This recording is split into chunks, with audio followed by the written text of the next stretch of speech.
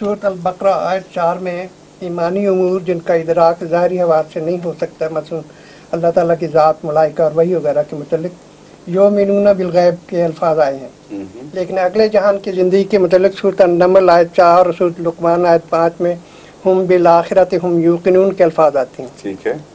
इसके मुतल्लिक सवाल यह है कि इंसान अकली और इल्मी दलाइल और अनफुसी शवाहिद से इस मुकाम पर तो पहुँच जाता है कि वो इन उमूर गैबिया की तस्दीक कर ले, लेकिन अगले जहान की हकीकतों के मुतल्लिक यकीन की हद तक पहुँच जाना जो इंसानी अमाल पर असरअंदाज हो बज़ाहिर मुश्किल है। इस यकीन के लिए ज़ाती मुशाहिदा और तजुर्बा की ज़रूरत होती है जो इंसान को इस जान में हासिल नहीं हो सकता।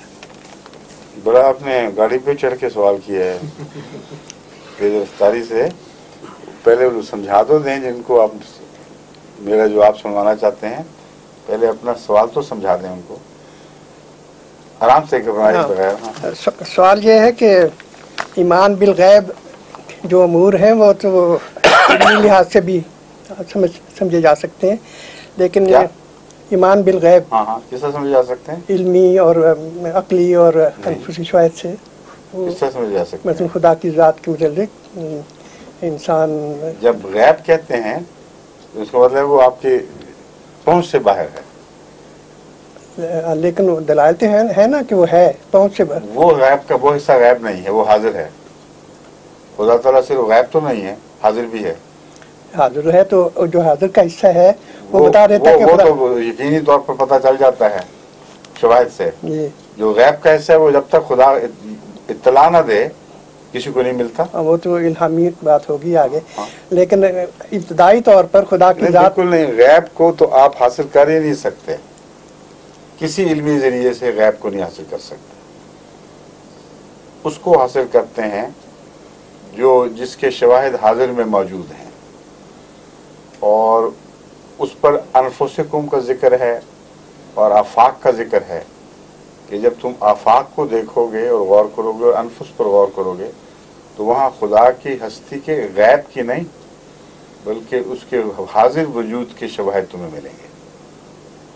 लेकिन वला युज़हिरु अला गैबिही अहदन इल्ला मन इर्तज़ा मिर रसूल में से पता चलता है कि गैब को इंसान बरह रास्त किसी ज़रिए से मालूम नहीं कर सकता, लेकिन चूँकि खुदा की हस्ती के सबूत उसको कायनात में और अपने नस्ब पर गौर करने से मिल चुके होते हैं, इसलिए उसकी गायबाना ताकतों और गायबाना हालतों पर भी ईमान रखते हैं। समझे? और जो दलाइल हैं मरने के बाद की ज़िंदगी के, वो कुरान करीम में बहुत मौजूद हैं, इसलिए वो गैब का यकीन उस तरह नहीं है, बल्कि उन दलाइल की बिना पर रब्बना मा खलक़्ता हाज़ा बातिला उसमें से एक दलील है। इसलिए वो लोग ईमान नहीं रखते बल्कि यकीन रखते हैं कि हमने मरकर ख़त्म नहीं हो जाना वरना ये कायनात बातिल होगी। और इतना गहरा इस कायनात के अंदर में मबनी फ़लसफ़ा मौजूद है, जिसमें एक बाशऊर प्लानिंग मौजूद है, एक ऐसा मंसूबा है जो बहुत तख्लीक से भी बहुत पहले से वो मालूम होता है ब्लूप्रिंट की शक्ल में बनाया गया है, और फिर तख्लीक जो है उसने उसकी मुताबित की है। ये सब बातें अचानक ख़त्म होने की दलील को तस्लीम करने के माने हैं।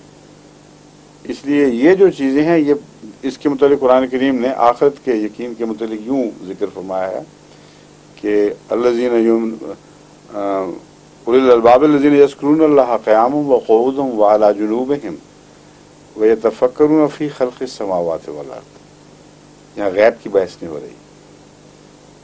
ये जब तफक्कुर करते हैं समावात और अर्ज़ में तो बेख्तियार दिल से आवाज़ निकलती है रब्बना मा खलक़्ता हाज़ा बातिला सुब्हाना का फ़क़िना अज़ाबन नार। और अज़ाबन नार आखिरत से ताल्लुक़ रखता है। बस अज़ाबुन नार से फ़ौरन परा माना बताता है कि उनको यकीन हो जाता है कि मरने के बाद हमारा हिसाब होगा और मरने के बाद हम ख़त्म नहीं होंगे वरना ये जहान बातिल समझा जाएगा। तो यकीन इल्म की बिना पर होता है। इल्मुल यकीन आप पढ़ते हैं, ऐनुल यकीन पढ़ते हैं, इन सब का यकीन से ताल्लुक़ है उलूम मुख्तलिफ शक्लों का। اور غیب کا تعلق ایک ایسے دائرے سے جس تک آپ کی رسائی الہام کی وساطت کے سوا ممکن ہی نہیں ہے. جب خدا غیب کو حاضر میں تبدیل کرتا ہے تو آپ دیکھتے ہیں، جب تک وہ نہیں کرتا اس وقت تک کلیتاً معدوم ہے. اب یہی جو تصور تھا کہ اسی دنیا میں جہنم و جہنت بھی ہے، اس کو کوئی انسان نہیں پا سکتا تھا جب تک کہ خدا کی طرف سے خبر نہ ملتی، اور اس خبر کے نتیجے میں ہمیں یقین ہوا ہے کہ موجود ہے. تو علم الغیب کو علم الحاضر میں تبدیل کرنے کا ذریعہ وہی ہے، اور نامعلوم باتوں کو تفسر کر کے ان پر یقین کرنے کا ذریعہ عام علمی جستجو ہے جو حاضر میں موجود ہے، اور اس کے ذریعے سے جو ابھی حاضر نہیں ہے بعد میں آنے والا ہے، استدلال کے طور پر ہم اس کا یقین حل کر لیتے ہیں. بالکل ویسے علم کے ساتھ یقین کا ایک تعلق ہے اور استدلال کا بھی تعلق ہے. حضرت مسیح علیہ السلام نے فرمایا ہے، دھواں اٹھتا دیکھتے ہو تو تمہیں یہ یقین ہو جاتا ہے کہ نیچے آگ ضرور ہے، لیکن یہ علم الیقین ہے اور عین الیقین نہیں. جب آگ کو وہاں پہنچتے ہو جستجو کر کے اور آگ کو دیکھ لیتے ہو تو پھر یقین ہو جاتا ہے کہ یہ آگ موجود تھی، اسی سے دھواں اٹھ رہا تھا. ورنہ یہ بھی تو ہو سکتا ہے کہ آگ جل کے بجھ بھی چکی ہو اور دھواں ابھی فضا میں لہرا رہا ہو. تو عین الیقین، لیکن اس آگ کی کیفیت کو جب تک گرمی محسوس نہ کرو، انگلی ڈالنے کی کوشش کرو اور وہ جلائے نہ، اس وقت تک حق الیقین نہیں ہو سکتا. تو یقین علم کی مختلف قسموں کا نام ہے، اور وہ لوگ جو آخرت کے تصور سے گناہوں سے رکتے ہیں وہ اول درجے کے طبقے کے وہ لوگ ہیں جن کو حق الیقین ہو جاتا ہے. اور حق الیقین کے لیے اس دنیا میں خدا تعالیٰ کی طرف سے سزا کے نمونے دیکھتے ہیں. جزا سزا کا ایک مضمون اس دنیا میں ان کو نظر آتا ہے، اور بعض لوگ اس کو محسوس بھی نہیں کرتے.